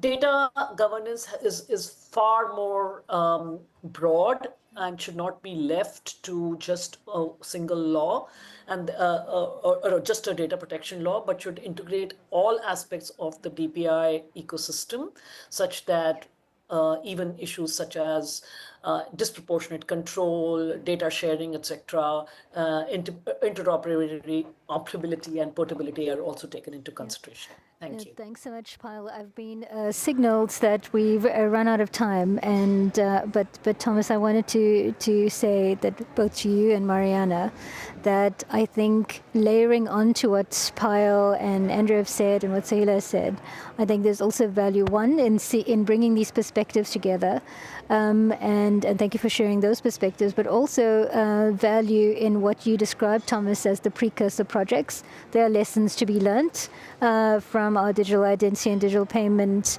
ventures that came before. And then Mariana, as we said, so excited to read that report. And thank you also for sharing. I think we've heard from India and we're hearing from Brazil. And these are the crucial lessons as we develop maturity and interest in DPI as to what's working, what's not working, but really timely and current insights coming from live DPI applications. So thank you all so much, panelists. We've run out of time. We could have expected it.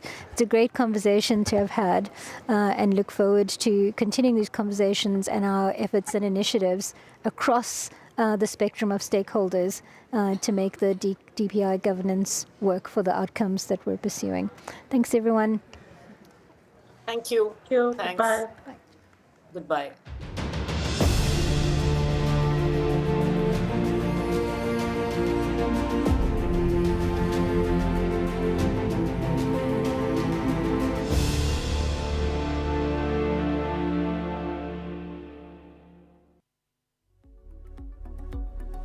Workshop 2. Workshop 2. Workshop 2. Workshop 2. Workshop 2. Workshop 2. Workshop 2. Workshop 2. Workshop 2. Workshop 2. Workshop 2. Workshop 2. Workshop 2.